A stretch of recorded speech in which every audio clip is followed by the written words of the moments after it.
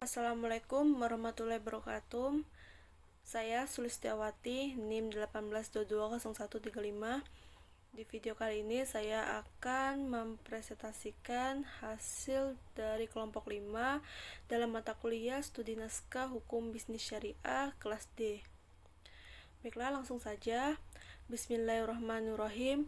Qororun, keputusan Rokmun nomor Arba'atun wa Khomsun 54 garis miring salah satun 3 garis miring sittatun 6 bisya'nin, mengenai ijra'ul uqudi, pelaksanaan akad, bi'alatil ittisolil hadisati, dengan alat-alat komunikasi modern.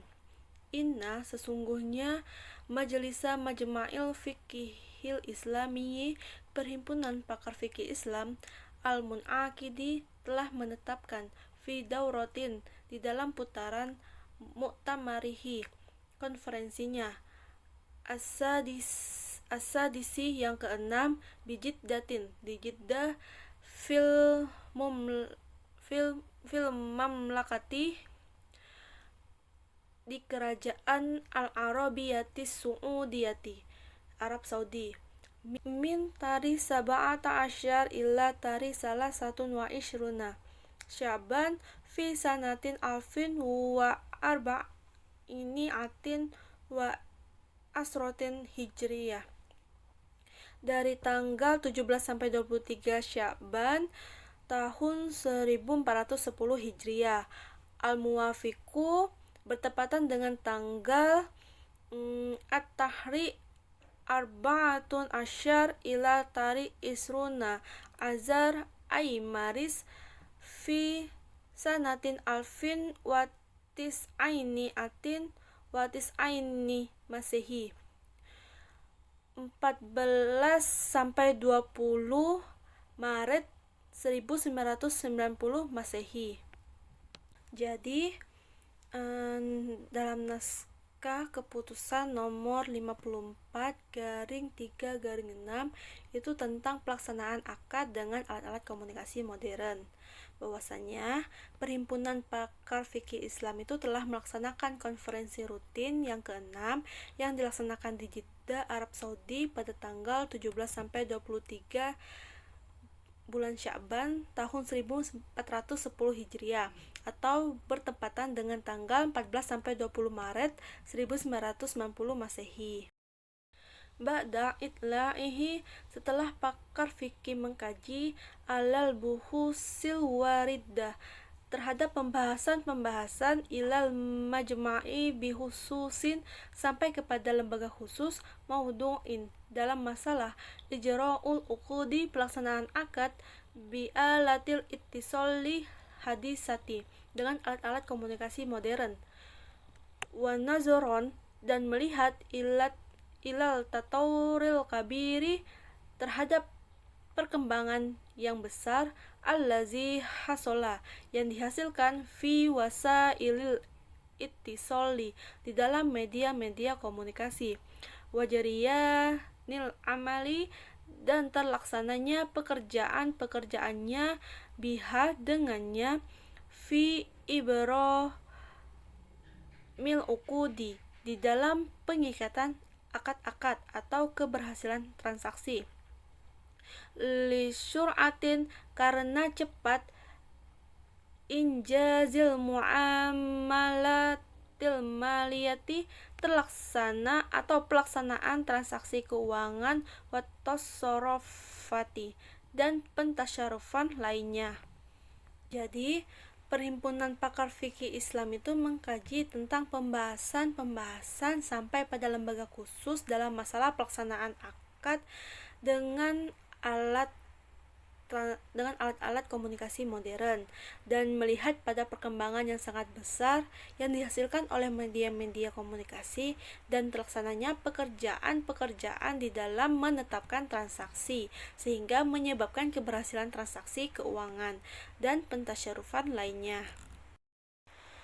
wa bistihdorin, dan dengan menghadirkan ma ta'arudu yang dikemukakan al-fuqaha'i para ahli fikih bisya'ni mengenai ibramil uqudi pelaksanaan akad bil khitobi dengan ucapan wabil kitabati dan dengan tulisan wabil isyarati dan dengan isyarat wabil rasuli dan dengan utusan wa ma taqarrara serta apa yang telah ditetapkan min annat ta'akuda dari akad bainal hadiroini di antara dua orang yang ada yustarotu disyaratkan lahu olehnya ittihadu harus al-majlisu berada dalam satu majelis ai adal wasiyati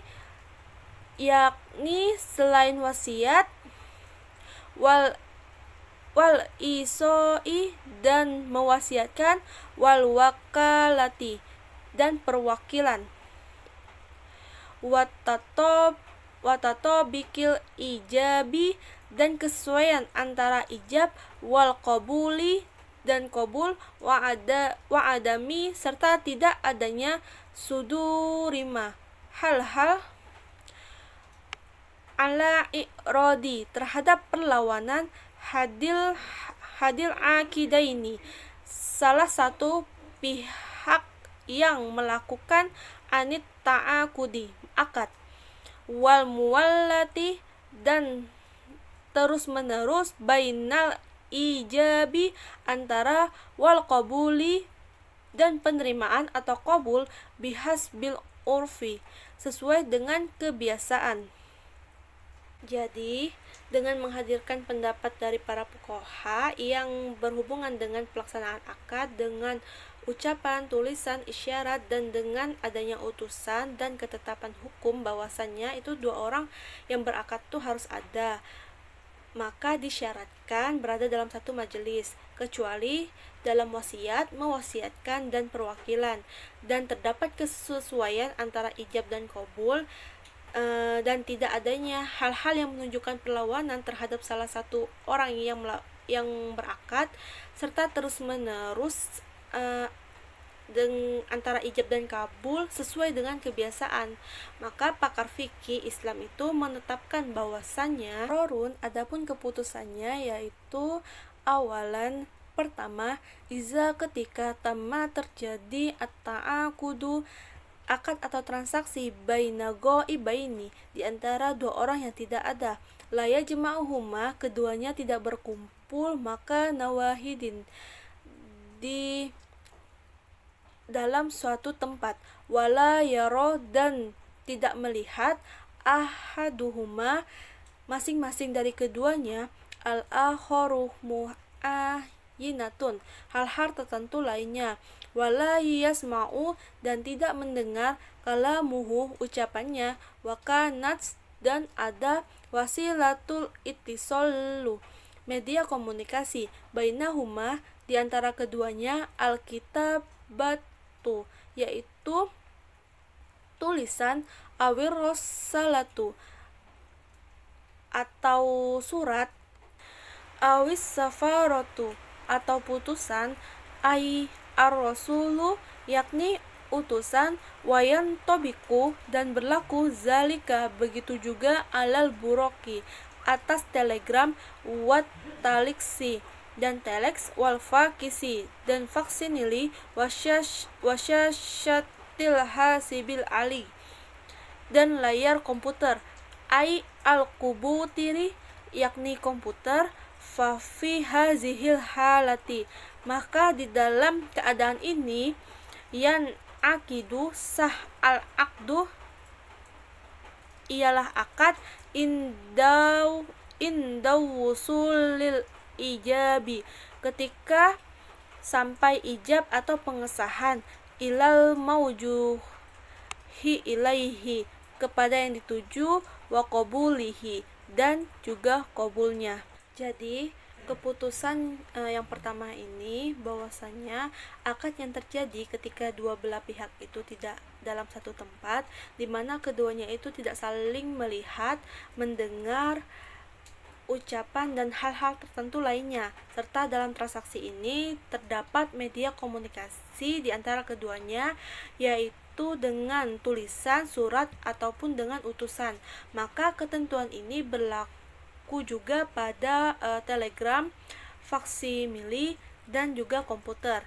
Akad ini dianggap sah ketika sampainya ijab kepada orang yang dituju dan telah menerimanya. Sanian, kedua, iza tamma ketika terjadi at-ta'aqudu akad baina tarafaini di antara kedua belah pihak fi waqti wahidin di suatu waktu wahuma dan keduanya fi makanaini berada dalam dua tempat mutabaidaini yang berjauhan atau yang jauh wayan tabiku dan berlaku haza hal ini alal hatifi atas HP atau melalui HP walal silki dan telepon seluler. Fa inna ta'aquda maka sesungguhnya akad bainahuma di antara keduanya baru dianggap ta'aqudan sebagai akad bainahadiroini di antara dua orang yang hadir wa tadbiku dan cocok atau pantas ala hazihil halati dalam keadaan atau kondisi ini al ahkamul asliyatu hukum-hukum dasar al muqarraratu yang ditetapkan ladal fuqaha'i oleh para fuqaha al-musyari yang disyaratkan ilaiha olehnya fi ad-dibajati di dalam pembukaan atau pendahuluan. Jadi yang kedua ini ketika terjadi akad di antara kedua belah pihak dalam suatu waktu dan keduanya itu berada dalam dua tempat yang berbeda jauh, maka ketentuan ini berlaku dengan menggunakan handphone atau telepon. Maka sesungguhnya di antara keduanya itu dianggap sebagai akad dari dua orang yang hadir. Dalam kondisi seperti ini, maka hukumnya sama sebagai mana yang disyaratkan oleh para ahli fikih seperti hukum terdahulu. Salah satu yang ketiga itu izah ketika asdoro mengeluarkan al-aridu ialah orang yang menawar bihazihil wasaili dengan menggunakan media-media ini. Ijaban ialah ungkapan ijab muhaddadil muddati dengan batasan waktu yakunu maka ada orang yang menawar tersebut mulzaman tetap bil baqoi dengan ketetapan alal ijabihi atas ungkapan ijabnya hilalun selama tilkal muddati masa yang dikeluarkan tersebut walaisa dan tidak boleh lahu baginya arruju'i menarik anhu kembali. Jadi ketika salah satu pihak itu mengeluarkan penawaran pada transaksi dengan menggunakan media komunikasi modern, yakni mengeluarkan ungkapan ijab dengan batasan waktu tertentu, maka pihak yang mengeluarkan penawaran tersebut itu harus tetap pada ketetapan ungkapan ijabnya, dan selama yang ditentukan tersebut itu baginya tidak boleh menarik kembali. Robian yang keempat, annal qawaida sesungguhnya aturan-aturan atau prinsip-prinsip asyabiqata yang terdahulu la tasmilu tidak mencakup an-nikahu pernikahan isyiratin karena disyaratkan al-ishhadu harus ada saksi fihi di dalamnya walas sorfi dan tidak pada transaksi penukaran mata uang. Lisyitrotin karena disyaratkan at-taqabudi, harus ada serah terima, walal salmi, dan juga tidak pada jual beli salam. Lisyitrotin karena disyaratkan takjilun, hanya mendahulukan ra'sul mali, pembayaran. Keputusan nomor 4 ini sesungguhnya perkara yang terdahulu itu yang dimaksud pada keputusan nomor 1 itu terdapat pengecualian, yakni pada pernikahan, karena pernikahan itu disyaratkan harus ada saksi. Kemudian pada transaksi penukaran mata uang, karena disyaratkan harus ada serah terima, dan juga pada jual beli salam, karena disyaratkan harus mendahulukan pembayaran. Khomisan, yang kelima, sesuatu atau perkara ya ta'allaqu, yang berhubungan bihtimalin, dengan kemungkinan at-tazifi, adanya pemalsuan, awit tazwiri, atau penipuan, awil golati, atau kesalahan, yarji'u, maka hal itu kembali fihi, di dalamnya, ilal qawaidi idil amati, pada kaidah-kaidah umum lil ibati, di dalam menetapkan suatu transaksi. Jadi keputusan nomor 5 ini yaitu perkara yang berhubungan dengan kemungkinan adanya penipuan, pemalsuan, dan kesalahan, itu maka hal tersebut kembali lagi pada kaidah-kaidah umum dalam menetapkan suatu transaksi. Keputusan yang pertama itu terkait dengan akad yang terjadi ketika kedua belah pihak itu tidak berada dalam satu tempat, di mana keduanya itu tidak saling mendengar, melihat, dan hal-hal tertentu lainnya. Serta dalam transaksinya itu terdapat media komunikasi, yaitu dengan tulisan, surat, ataupun utusan. Nah, analisisnya itu dengan Kitab Undang-Undang Hukum Perdata pada pasal 1313. Kemudian kompilasi hukum ekonomi syariah pasal 22 dan pasal 46, dan Undang-Undang Nomor 11 Tahun 2008 tentang Informasi dan Transaksi Elektronik atau Undang-Undang IT pasal 20. Jadi analisisnya itu dari naskah-naskah tersebut bahwasanya dalam pasal 1313 KUH Perdata dinyatakan sebuah persetujuan itu mengikat para pihak pada saat akad dilaksanakan. Nah, akad dikatakan sah saat rukun akad itu terpenuhi, yang sesuai pada pasal 22 kompilasi hukum ekonomi syariah. Nah, dan pada pasal 20 Undang-Undang Nomor 11 Tahun 2008 itu dinyatakan apabila tidak berada pada satu majelis maka bisa dilakukan transaksi elektronik, di mana pernyataan penawaran dan persetujuan itu dilakukan juga secara elektronik, sehingga keputusan ini dinyatakan suatu akad jual beli boleh dilakukan dengan media komunikasi modern apabila para pihak itu tidak berada pada satu majelis dengan syarat tetap memenuhi rukun dalam akad, yang mana pernyataan penawaran dan persetujuan antara kedua belah pihak yang berakad itu disampaikan pula melalui media komunikasi modern, entah itu boleh menggunakan sebuah surat ataupun sebagainya.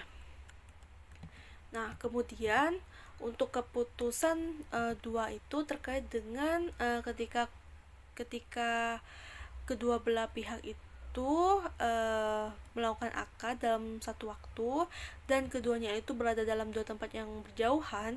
Nah, maka ketentuan ini berlaku bagi media komunikasi telepon, yaitu baik handphone yang kabel ataupun tidak berkabel. Nah, dan ini harus disepakati antara kedua belah pihak. Nah, analisis dengan naskah lainnya itu yaitu dengan Kitab Undang-Undang Hukum Perdata pada pasal 1320, kompilasi hukum ekonomi syariah pada pasal 26 dan pasal 59, serta Undang-Undang Nomor 11 Tahun 2008 tentang Informasi dan Transaksi Elektronik Undang-Undang IT, pasal 1 angka 2, pasal 1 angka 17, dan pasal 19. Nah, analisisnya itu bahwasannya pada pasal 1320 KUH Perdata itu mengatur mengenai syarat sah perjanjian, di mana suatu perjanjian itu harus memenuhi syarat tersebut dan perjanjian itu tidak boleh bertentangan dengan ketentuan yang sudah ditetapkan dalam pasal 26 kompilasi hukum ekonomi syariah. Dan pada dasarnya itu pada pasal 59 kompilasi hukum ekonomi syariah itu menyatakan bahwa akad bisa dilakukan baik secara lisan, tulisan maupun isyarat, yang mana kesepakatan itu mempunyai kekuatan hukum yang sama di antara kedua belah pihak. Nah, namun karena dengan seiringnya perkembangan dari media komunikasi, maka kesepakatan itu pula bisa dilakukan dengan media elektronik tersebut. Nah, dan hal ini diatur secara khusus dalam Undang-Undang IT, yaitu Undang-Undang Nomor 11 Tahun 2008,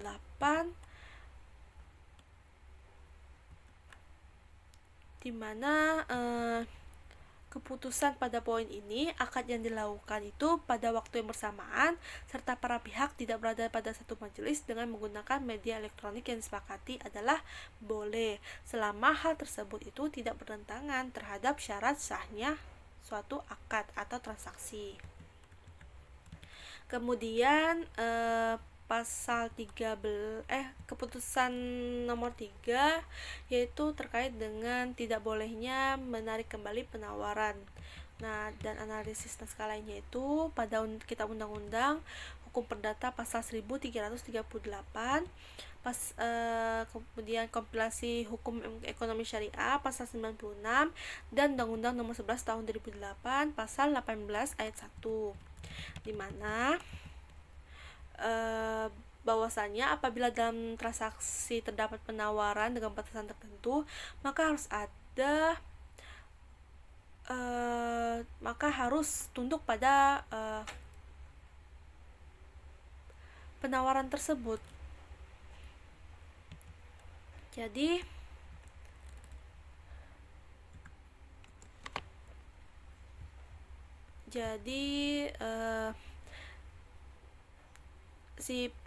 yang pihak yang melakukan penawaran itu tidak boleh menarik kembali sebelum batasan waktu itu berakhir.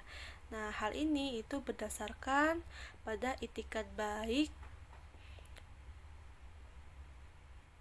para pihak dan asas Pacta Sunt Servanda seperti pada pasal 1338 KUH Perdata, di mana akad yang sudah mencapai kesepakatan itu tidak bisa dibatalkan, baik itu akad yang dilakukan dengan alat-alat komunikasi modern, sebab menurut Undang-Undang IT, KHS maupun KUH Perdata itu saat akad itu sudah mencapai persetujuan, maka pada saat itu pula akad itu sudah mengikat para pihak. Kemudian keputusan nomor 4 itu berkaitan dengan pengecualian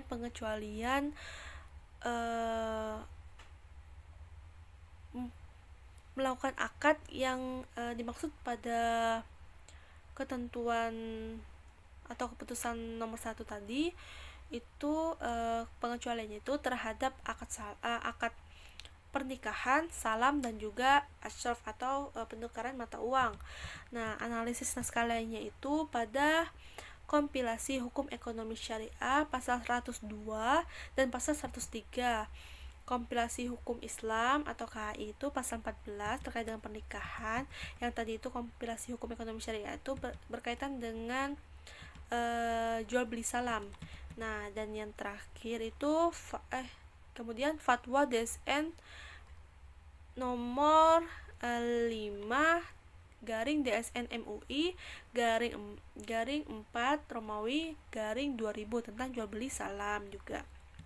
Nah, kemudian adapun fatwa DSN MUI nomor 28 garing DSN MUI garing 3 Romawi garing 2002 tentang jual beli mata uang asing atau asyraf. Nah, bahwasannya keputusan pada poin itu membahas tentang pengecualian pada keputusan yang meliputi akad dalam pernikahan karena disyaratkan harus ada saksi sebagaimana pasal 14 KHI. Salah satu rukunnya nikah harus terdapat 2 orang saksi. Nah, selain nikah, pengecualian lainnya itu pada asyraf atau penukaran mata uang, sebab harus adanya serah terima antara pihak yang berakad, dan ini sesuai pada fatwa DSN MUI nomor 28 garing DSN MUI garing 3 garing 2002 tentang jual beli mata uang, bahwa jual beli mata uang harus secara tunai. Nah, dan yang terakhir itu transaksi salam, karena disyaratkan harus mendahulukan pembayaran.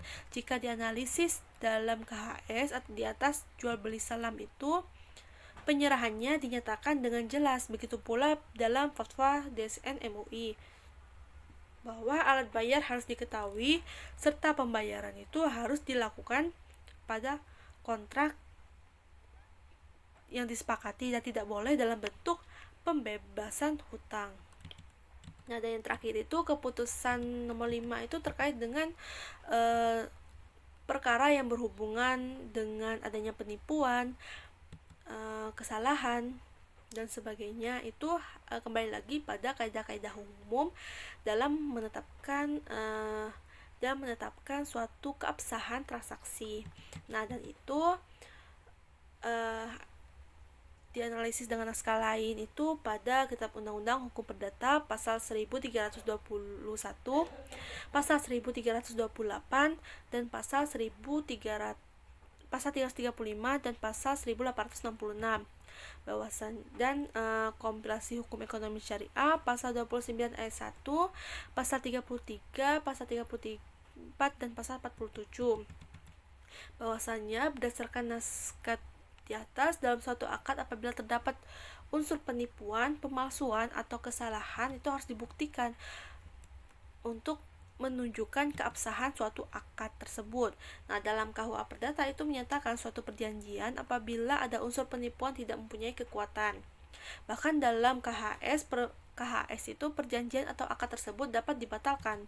Hal ini pula diatur dalam pasal 1866 KUH Perdata yang diatur alat pembuktian melalui bukti tertulis, saksi, persangkaan, pengakuan, dan sumpah. Baiklah, sekian, terima kasih dari saya. Saya akhiri. Wassalamualaikum warahmatullahi wabarakatuh.